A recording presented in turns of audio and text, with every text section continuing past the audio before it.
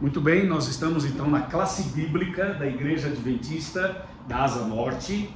E aqui tem várias pessoas sentadas, você não pode ver, mas nós temos várias pessoas aqui. Deixa eu ver, 2, 4, 6, 8, 10, 12, 14, 16, 18. Comigo 19, com você 20. Né? Seja bem-vindo, chega mais perto, é ou não é? E nós vamos fazer um estudo bíblico hoje muito importante. Eu não vou estar o tempo todo olhando para a câmera, porque eu vou fazer um estudo, vou usar essa lousa aqui. Então às vezes vou estar meio de perfil, de costas, mas você vai com certeza ouvir a palavra de Deus e entender a palavra de Deus hoje. Amém? Pessoal, nós vamos hoje fazer um estudo neutro. Por quê? Porque conversando aqui com a nossa professora, nós estamos seguindo aqui os ensinos de Jesus, que é essa série, e a maioria aqui não pegou a sequência. Então se a gente fosse falar o tema que era o tema de hoje do curso, muitos iam ficar assim meio que perdidos com respeito ao tema. Então, a gente vai fazer um tema em que todo mundo possa entender, absorver da melhor maneira possível a palavra de Deus. Nós vamos usar apenas um texto como base, depois eu vou citar outros para ampliar o nosso raciocínio, tá bom? O tema de hoje então vai ser Apocalipse capítulo 7. Vamos lá. Apocalipse capítulo 7. Esse capítulo, esse texto, para alguns aqui é bem conhecido, e para quem assistiu o Grande Conflito, então, sabe de memória isso aqui. Mas mesmo aqueles que sabem, vocês vão perceber que a gente vai aprender coisas novas. É o que acontece comigo.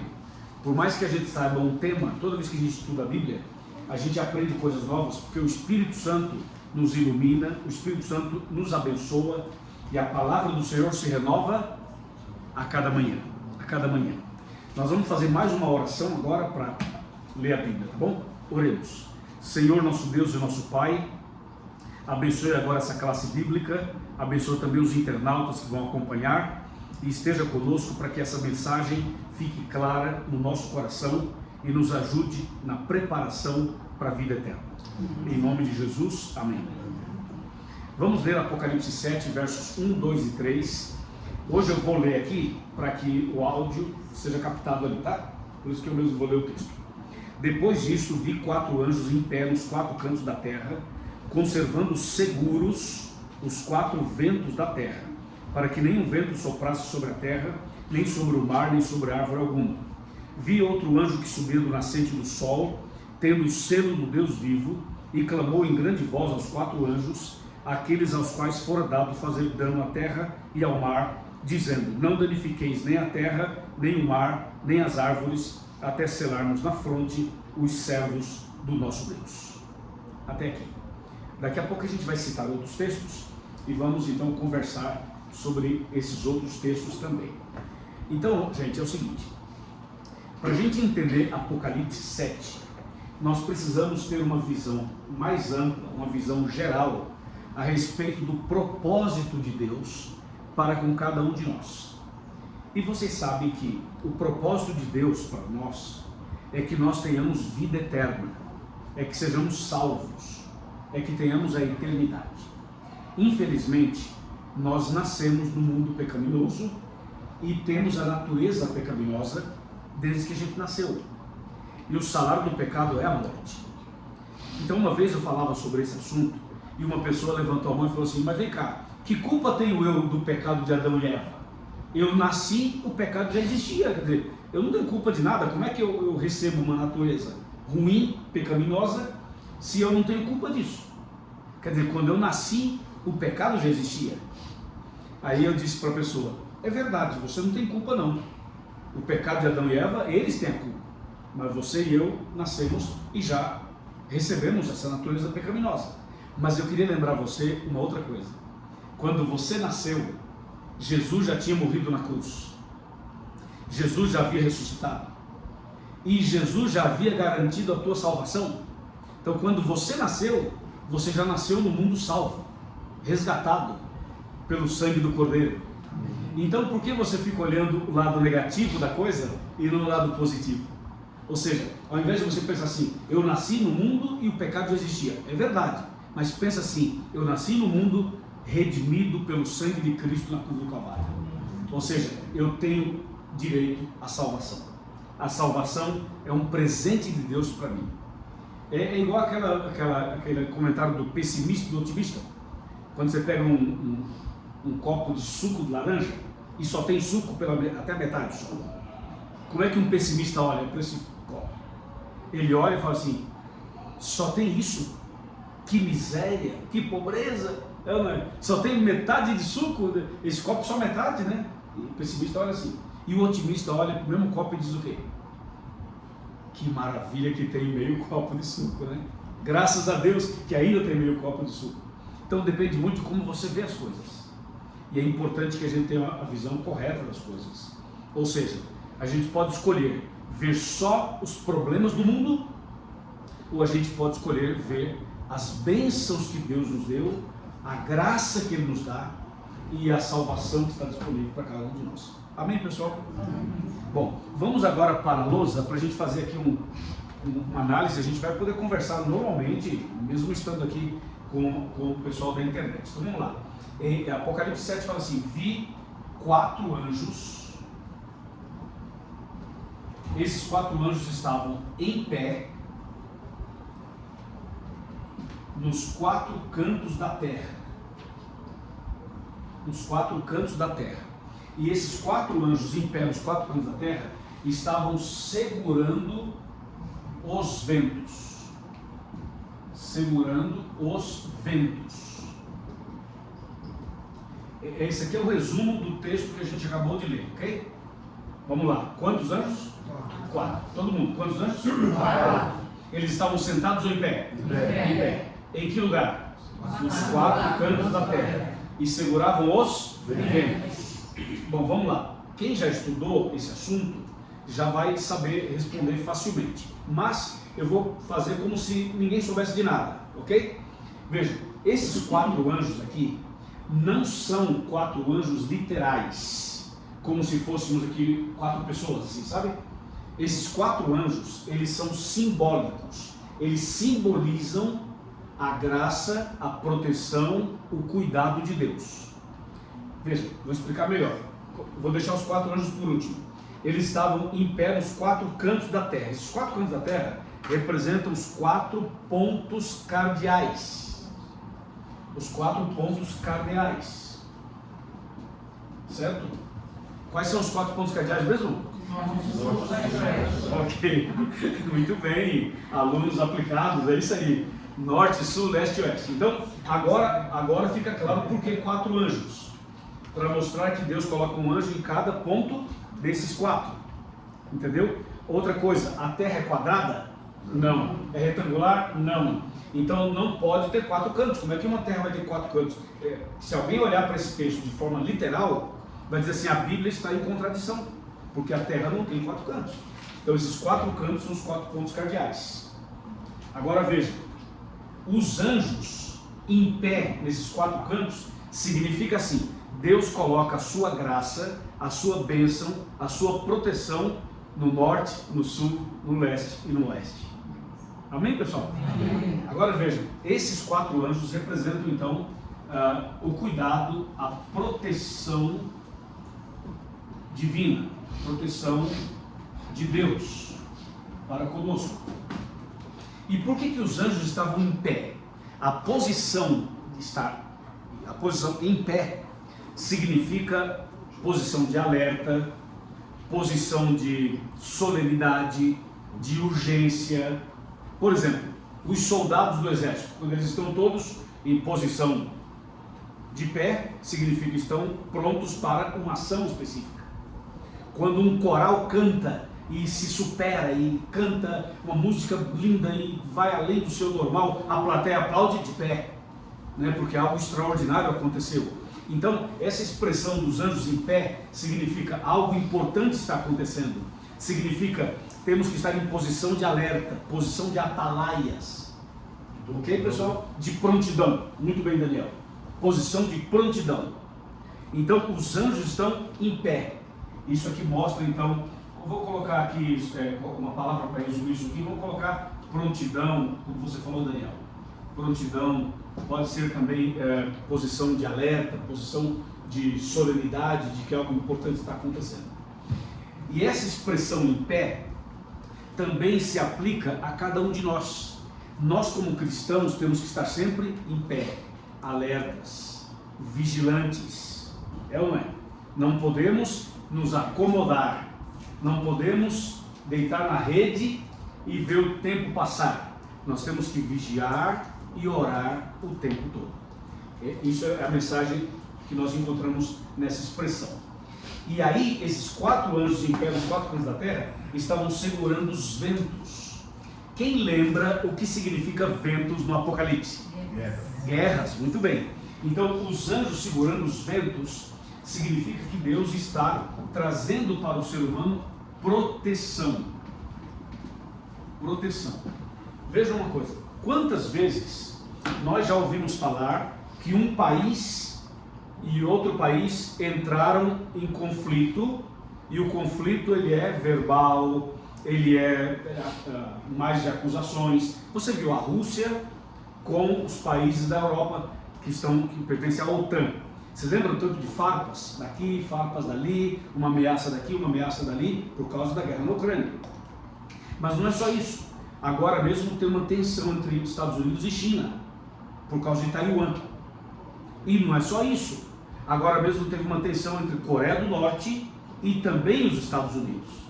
Então de vez em quando tem uma tensão assim, não tem? Parece que vai ter uma guerra, aí daqui a pouco acalma. Às vezes tem a guerra, mas é uma guerra mais assim, regionalizada. Tudo isso. Por que eu estou falando isso? Porque esse texto também toca nesse assunto.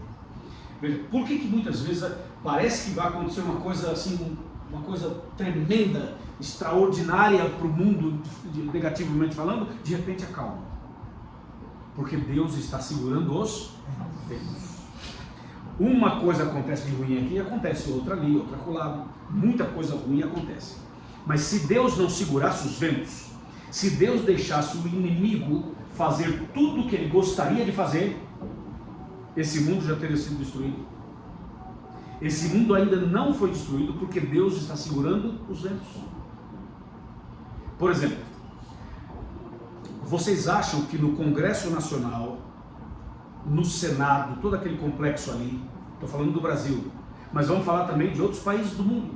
Você acha que nesses lugares onde os homens que administram os seus países tomam as decisões mais importantes, vocês não acham que ali dentro está a mão de Deus?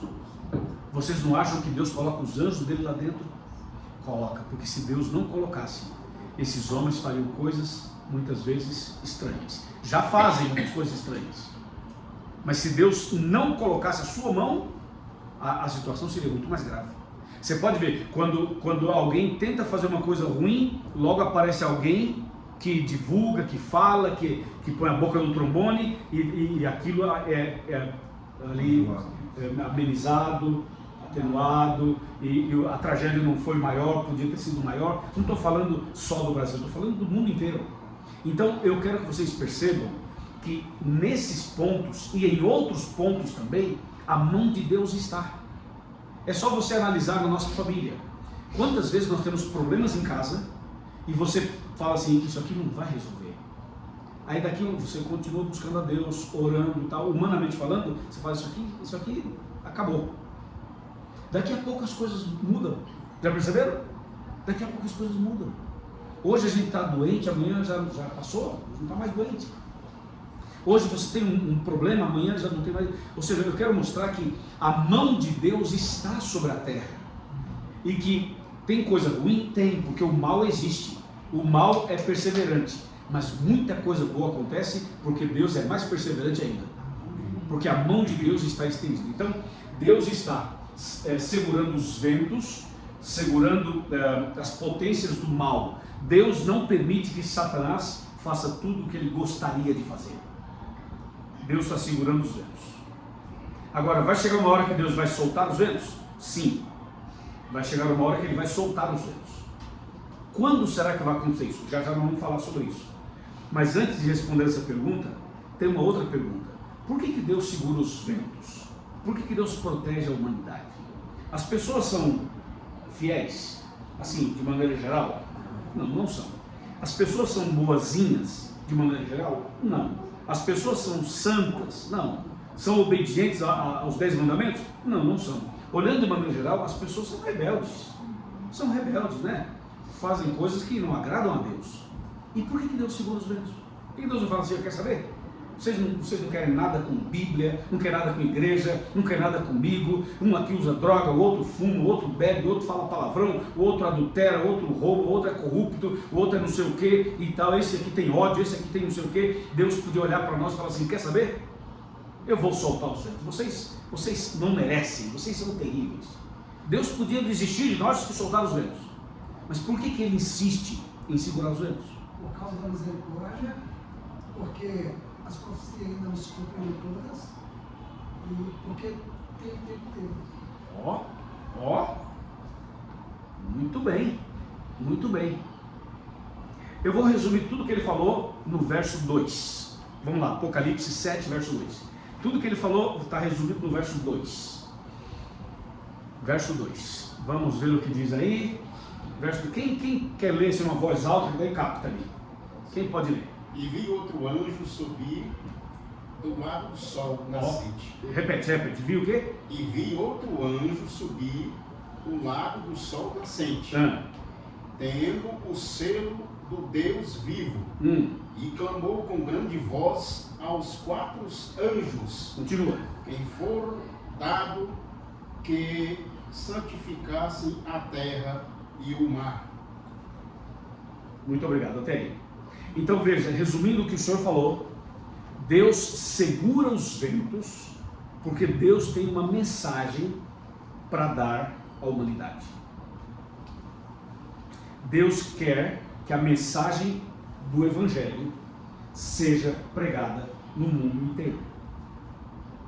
Por isso Deus está segurando os ventos. Deus está dando tempo para nós. É a misericórdia, é a graça. Deus está dando oportunidades para nós. Sabe quando o pai ou a mãe tem um filho que às vezes esse filho é mais rebelde ou tem mais dificuldade e tal, a gente como pai, como mãe, fala assim, não, tem que ter paciência com ele, né? Vamos ter paciência, não é? Ele só tem tantos anos, vamos ter paciência, vamos orientar, vamos ajudar, vamos abraçar, vamos dar força, porque logo logo ele vai passar essa fase, né? Então a gente sempre dá um tempo para os nossos filhos. Deus é o nosso pai e Deus sabe que muitas pessoas ainda não conhecem a sua palavra, muitas pessoas ainda não conhecem a verdade, e Deus está dando tempo para que as pessoas tenham oportunidades de salvação. Olha que bonito, né? Não é bonito? Deus está dando chance para nós. Isso é maravilhoso. Agora, Deus tem uma mensagem para dar específica. A mensagem é geral, a pregação do Evangelho, entendeu, Elisia? Mas tem um tema específico que Deus quer que as pessoas conheçam. Verso 3. Quem pode ler o 3 para mim aí em voz alta? Pode ler, pode ser você. Dizendo, não danifiqueis nem a terra, nem o mar, nem as árvores, Sim. até selarmos na fronte os servos do nosso Deus. Até quando? Até selarmos na fronte os servos do nosso Deus. Ok, pessoal, atenção aqui agora, por favor. Atenção, você que está vendo a gente pelo YouTube, pelas redes sociais. Olha só, os 4 anjos seguravam os ventos, certo? Os 4 anjos estavam em pé, nos 4 pontos cardeais da terra, segurando os ventos, certo, pessoal? Agora vejam, enquanto eles seguravam os ventos, diz o verso 2, que apareceu outro anjo. Apareceu outro anjo. Essa caneta é muito boa, vou trocar. Apareceu outro anjo no verso 2. E esse outro anjo trazia consigo o selo do Deus vivo. Diz o verso 2. Trazia o selo do Deus vivo, certo aí, Daiane? O selo de Deus. O verso 3 que você leu fala assim, que esse outro anjo que veio do nascente do sol, ele clamou para os 4 que seguravam os ventos e falou assim, não soltem os ventos ainda, não danifiquem a terra, nem o mar, nem as árvores, nem as águas, não destrua nada, porque quando soltar os ventos vai ser destruído tudo. Então segura os ventos, não solta ainda, entendeu, Ana? Né? Segura os ventos, não solta ainda, porque eu preciso selar, foi o que você leu, preciso selar na fronte. Aí fala fronte, lê de novo 3. Até selarmos na fronte os servos do nosso Deus. Então veja, até selarmos na fronte. Então a Bíblia está falando de um selo que vai ser colocado aonde, pessoal? Da fraca. Onde, pessoal? Da fronte. O que é fronte? O que é fronte? É aqui, a testa. É a testa. Agora veja, a Bíblia fala do selo. O selo de Deus, no verso 2, é para colocar na fronte. Então atenção, olhem para mim, por favor. Quantos anjos eram? 4. A fraca. Quantos anjos? 4. Eles seguravam os? Nos 4 pontos cardeais. Aí, enquanto eles seguravam os dedos, aparece outro anjo. Esse outro anjo é o 5º anjo. Aparece outro. Quando ele aparece, ele grita, ele clama para os 4 e fala assim: atenção, você que está no norte, no sul, no leste, no oeste, atenção, não solta os ventos ainda, me segura um pouco mais, porque eu tenho uma missão. Eu tenho que passar em Brasília, na asa norte, na classe bíblica sábado de manhã, e eu preciso selar o Daniel, o Marcos, a Ana Lúcia, o Luiz, a Daiane, o Isaías, a Mari, a Andréia, o Tiago, o Roberto, a Veronice, a Iracema, a Ana, já decorei, o Marcos, a Inesília, a Gilene, já falei a Marta? A Marta e a Cíntia, claro, e repito, o Luiz. Expedito não? Expedito também. Expedito não? Também. Uai. Fala não, Marcos. Expedito é o homem que prega e canta. E o William? Quem? William. Ah, o William, eu falei Isaías? É o William. O William, claro, William, obrigado, desculpa aí. Então o que acontece? Esse outro anjo, o 5º, que você leu, ele tinha o selo de Deus e ele clamou. O que é clamar? É gritar, falar em voz alta. Ele clamou para os 4 e falou assim: não solta ainda, eu tenho que selar as pessoas na fronte. Por que o selo é na fronte? Por que não é no pé? Por que tem que ser na fronte? Fronte, irmã Cíntia, fronte significa razão, entendimento. Entendeu? Fronte é razão, entendimento. Agora eu vou mostrar para vocês um negócio aqui que é uma bomba. Uma bomba. Atenção, uma bomba. Fica ligado. Segura aí Apocalipse 7. No celular não dá para segurar, né? Não tem problema. Mas vai para Apocalipse 13. 13. Apocalipse 13 é onde fala da besta, hein? Só que o meu tema de hoje não é sobre a besta, fique tranquilo. Outro dia vai ser, mas hoje não é. Apocalipse 13, vamos abrir a Bíblia. 13, versículo. Nós vamos pegar aqui o versículo. Vamos pegar aqui a partir do versículo 15. Apocalipse 13, verso 15. 15 e 16. Ok? Lembra que aqui fala de 2 bestas. Uma que sobe do mar e a outra que sobe da terra. Veja o que diz os versos 15 e 16. Quem vai ler o 15? Por favor. O Tiago leu 15 e você leu 16.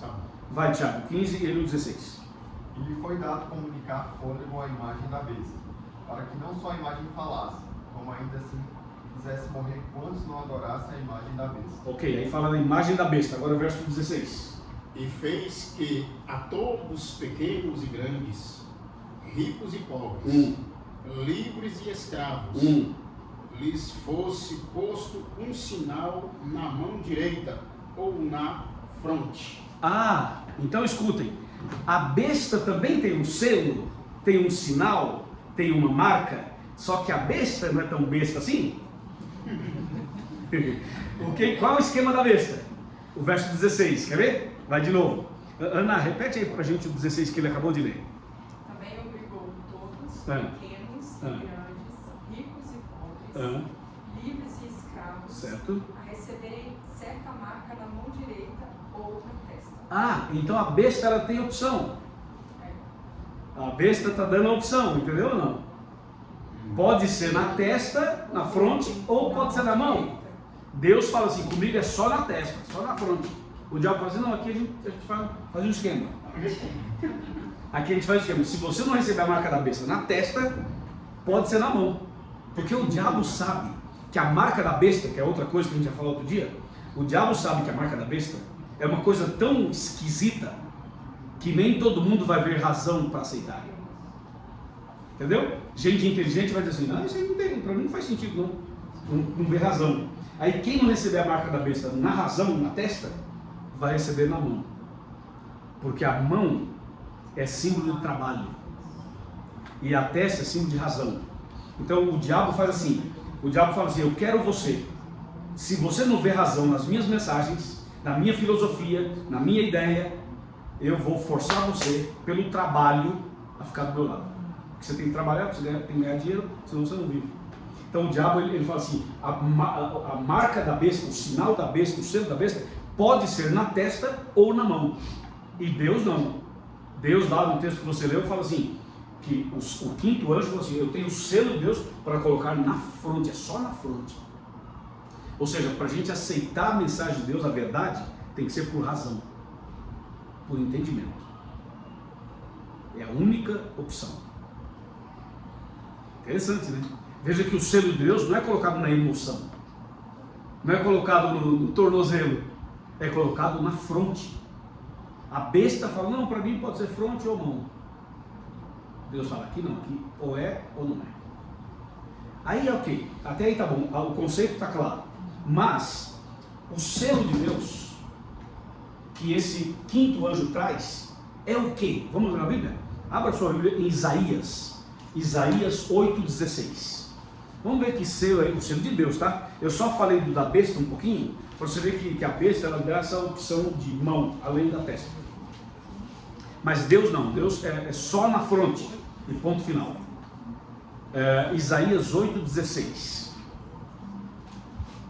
Vamos ver quem pode ler para a gente. Isaías 8,16. Vamos ver aqui. Você pode ler para a gente, por favor? Isaías 8,16. Pode ler. Guarde bem o testemunho e cele a lei entre os meus discípulos. Até aí. Pode ler outra vez? Guarde bem o testemunho e cele a lei entre os meus discípulos. Aí tem uma expressão muito interessante, muito interessante. Às vezes a gente lê a Bíblia e passa assim meio rápido e não capta não captam os detalhes. Mas veja a importância do detalhe desse verso. Ele fala, lê de novo.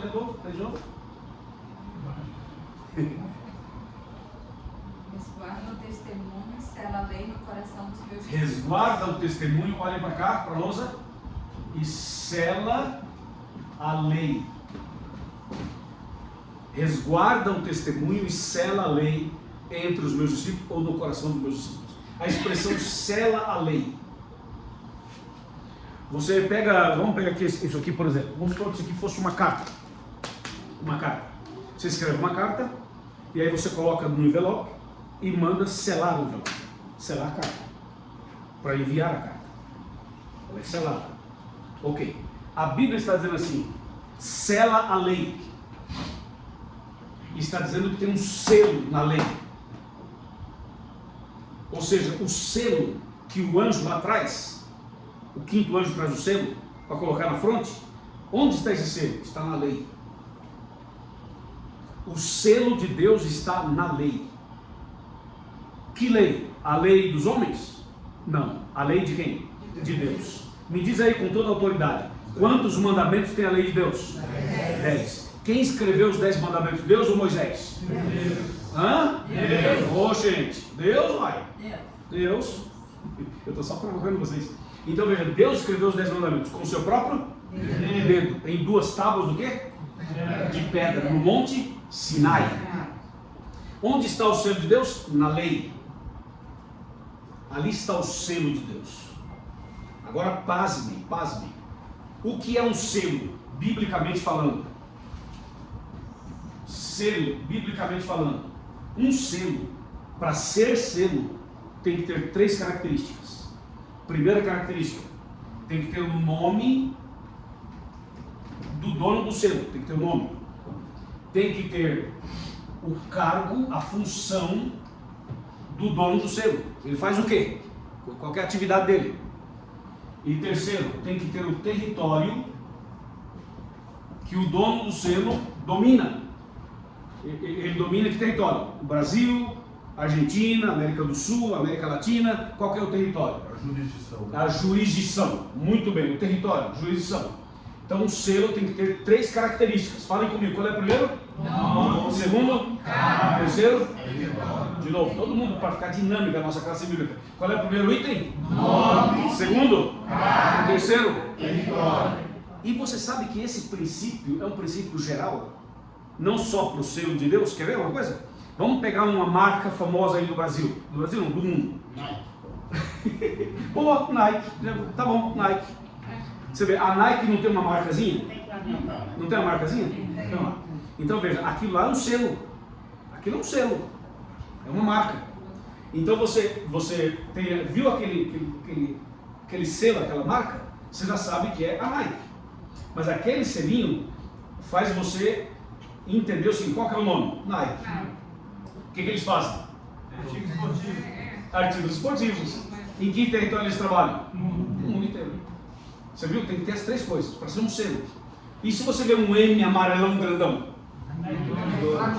Ok, então você tem outra marca, é o M grandão. Amarelo, outra marca. Ali você tem um nome, eles fazem o quê? Lanche. Você não fala assim, é comida, faz lanche. Faz o lanche. É sanduíche. E qual o território que eles atendem? O mundo inteiro. Então veja, um selo para ser selo, uma marca para ser marca, tem que ter o nome, o cargo e o território. O nome, a função e a jurisdição. E agora veja, Isaías, que você leu, fala que o selo de Deus está onde? Está fraco. Está onde? Você tem que falar para entrar na cabeça. O selo tem que estar onde? O selo? Na lei de Deus. O selo está lá. Então, na lei, dentro dos 10 mandamentos, tem que ter algum mandamento que tenha o nome de Deus, o cargo de Deus, o território de Deus. Se tiver, é o selo. Se não tiver, está errado.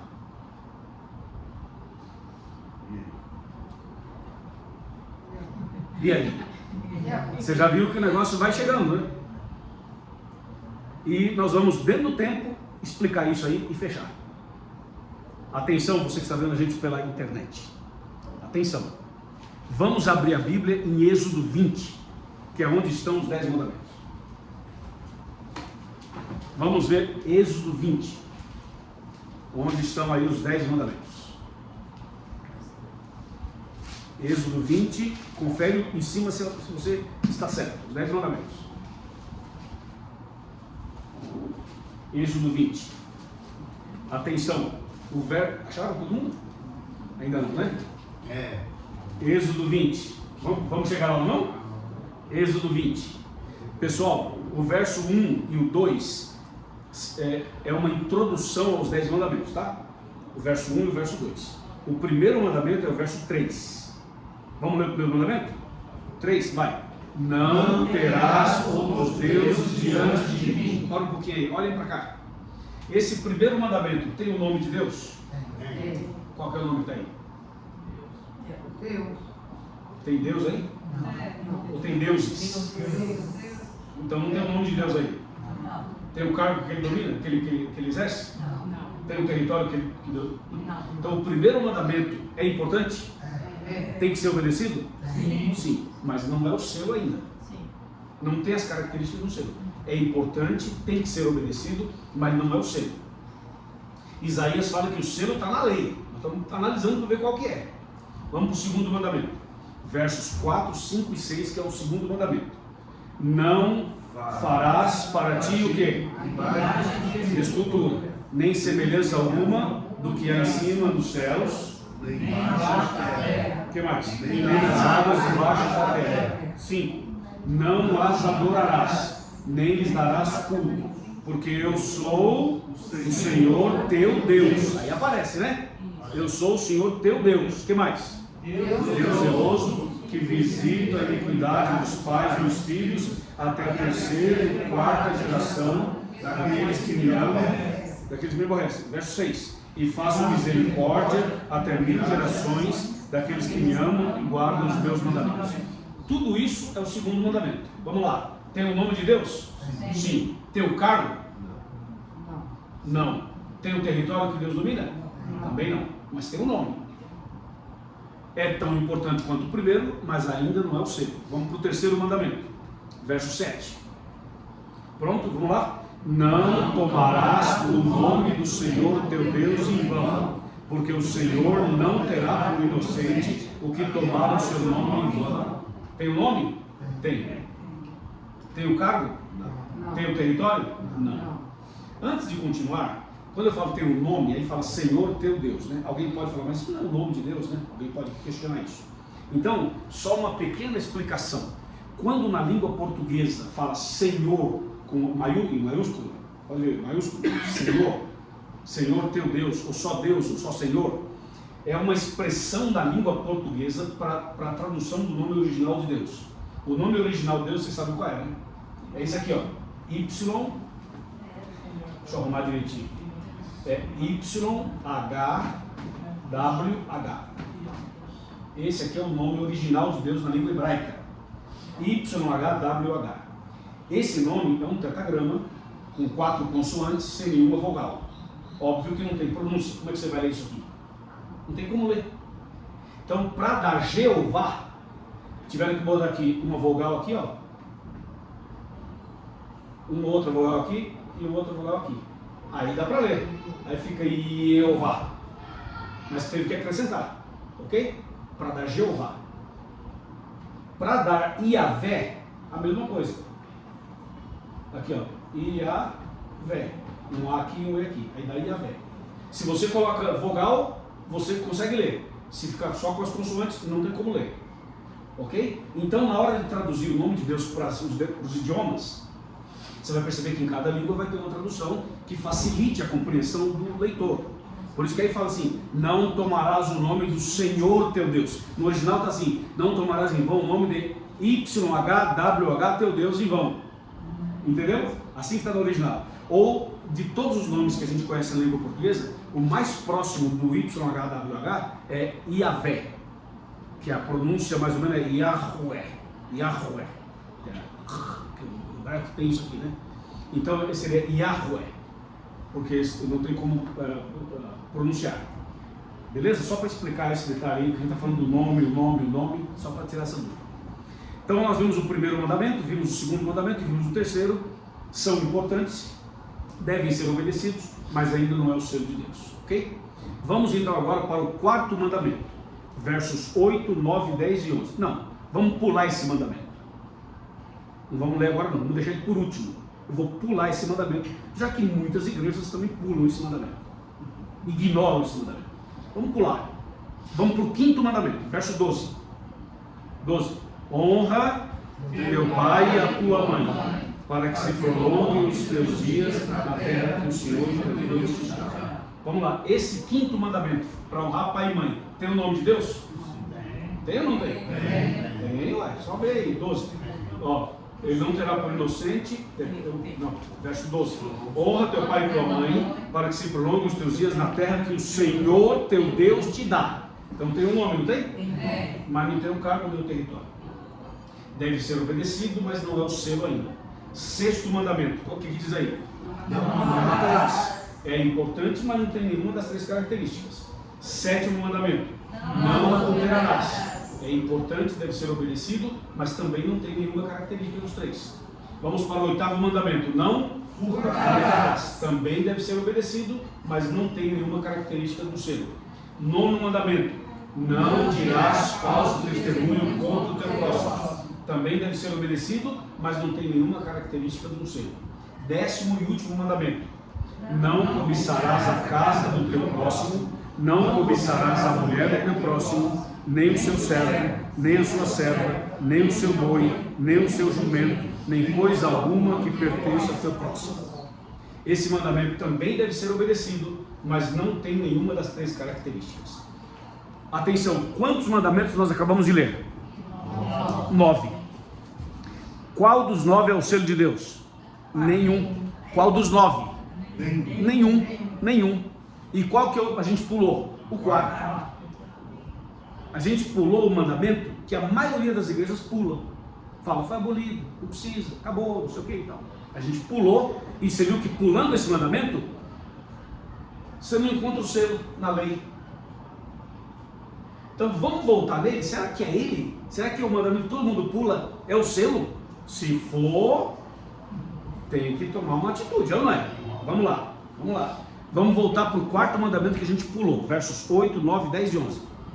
Diz assim, comigo: lembra-te do dia de sábado para o santificar. Verso 9: 6 dias trabalharás e farás toda a tua obra. Para um pouquinho aí. Lemos 2 versículos do quarto mandamento. Até agora não teve nada, nem nome, nem cargo, nem território. Até agora nada. Vamos para o verso 10. Mas o 7º dia é o sábado do Senhor teu Deus. Para aí. Aí tem um nome, não tem? Então está o nome. Como teve nome em outros mandamentos também. Vamos colocar aqui. Deus. Ou YHWH. Yahweh. Mas o 7º dia, verso 10. Mas o 7º dia é o sábado do Senhor teu Deus.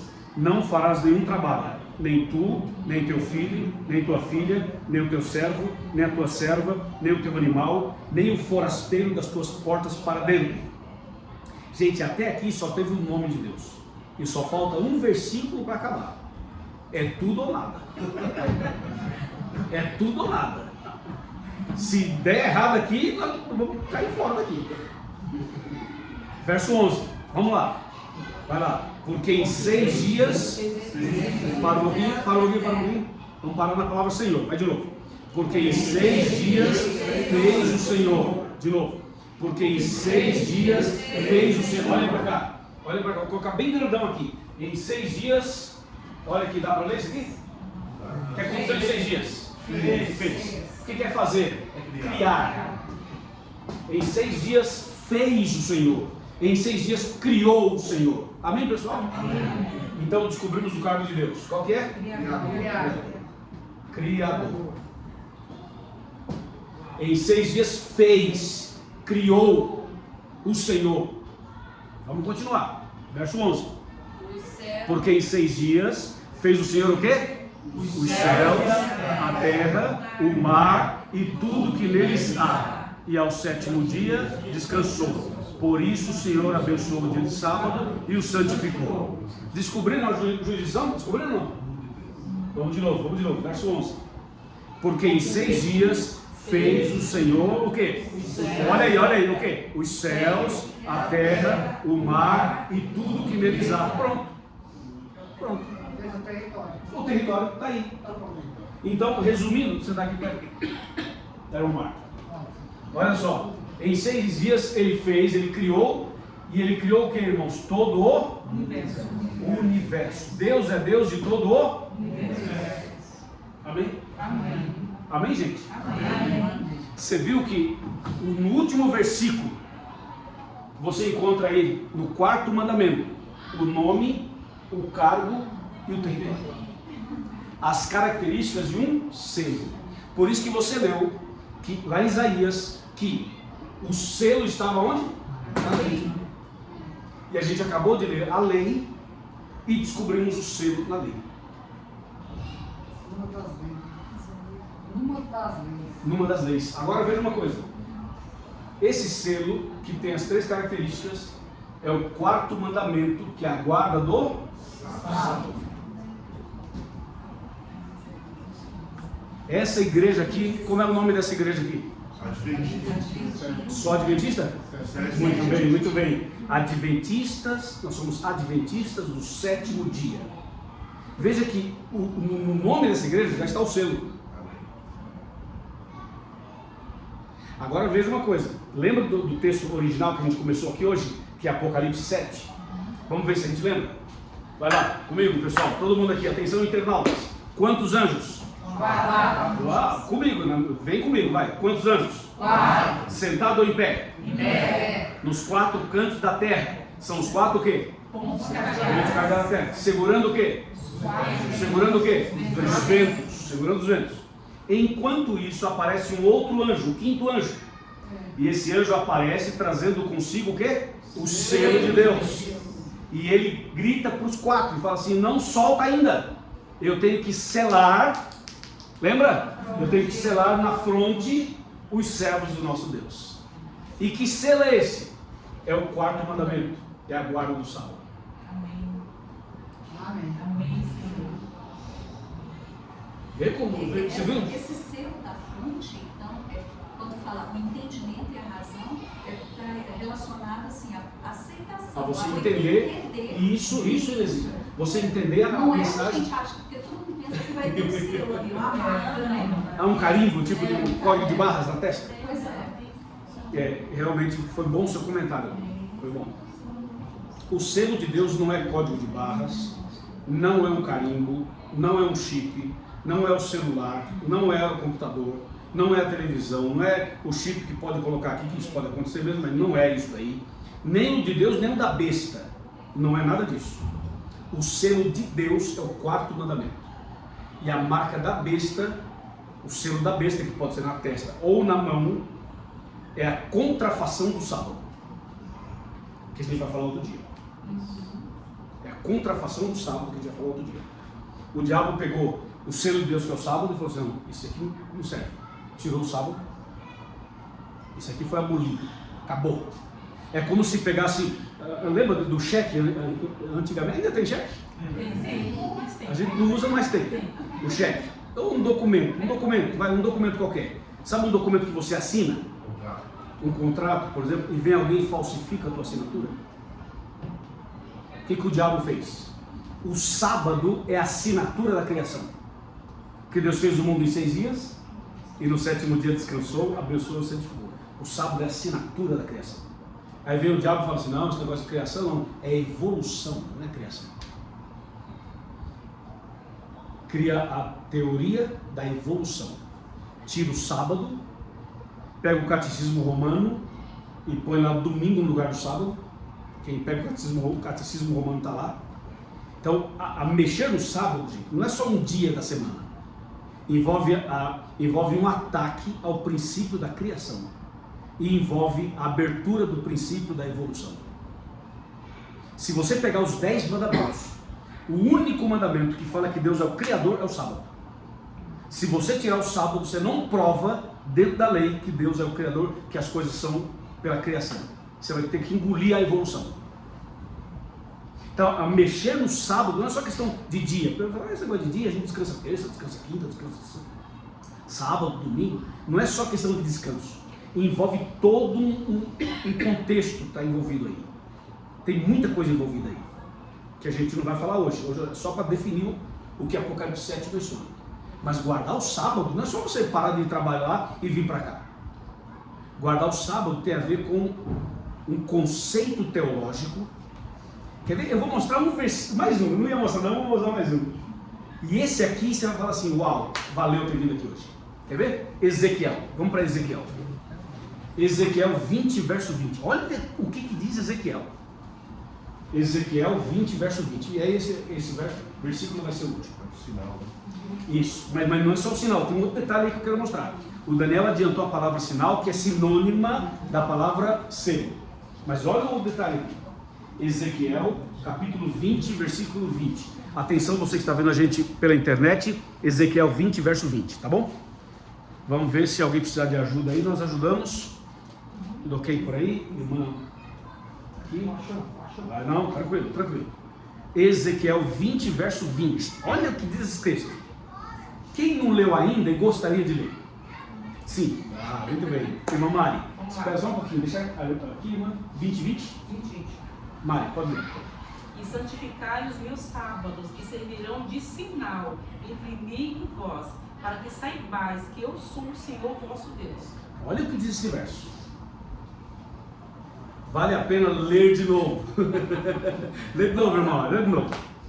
E santificai os meus sábados, e servirão de sinal entre mim e vós, para que saibais que eu sou o Senhor vosso Deus. Aí tem 2 coisas importantíssimas. A primeira é que o profeta Ezequiel fala que guardar o sábado é um sinal. São 3 palavras sinônimas: sinal, selo e marca. Você pode falar assim: selo de Deus, está correto. Pode falar sinal de Deus, também está correto. E pode falar marca de Deus, também está correto. Então ele fala: santificai os meus sábados, pois servirão de sinal. Agora, não é só isso que eu queria destacar, o sinal. Servirão de sinal entre mim e vós. E o finalzinho, o que diz? Para que saibais o quê? Que eu sou o Senhor. Esse é o ponto. Esse é o ponto. Por exemplo, todo mundo fala, ok, eu creio em Deus, mas qual é o seu Deus? Qual é o seu Deus? Tem um monte de homem aqui, mas qual é o seu marido? Tem um monte de mulher aqui, mas qual é a sua esposa? Ok, quem é o seu Deus? Como é que você prova para mim quem é o seu Deus? Me diz quem é o seu Deus. Tem que ter um sinal para saber quem é o seu Deus. Então, guardar o sábado é receber o selo, é receber o sinal, mas é também definir quem é o seu Deus. Você viu o finalzinho do verso? Vamos ler de novo? Vai, de novo. Pode ler? Sim. E santificar os meus sábados, e servirão de sinal entre mim e vós. Agora. Para que saibais que eu sou o Senhor vosso Deus. Está vendo? Ou seja, guardar o sábado é um sinal para que todo mundo saiba que eu sou o seu Deus. Eu quem? O Criador. Então aqui você está no princípio da criação e não da evolução. Amém, irmãos? Amém. Quantos entenderam? Levanta a mão. Ok. Quantos querem o selo de Deus? Levanta a mão, fica em pé. Fica em pé. Quem quer o selo de Deus, fica em pé. Fica em pé. Nós queremos o selo de Deus. Com certeza queremos. Não queremos a marca da besta de jeito nenhum. Queremos o selo de Deus. Então o sábado começa na sexta-feira, meia-noite? Não.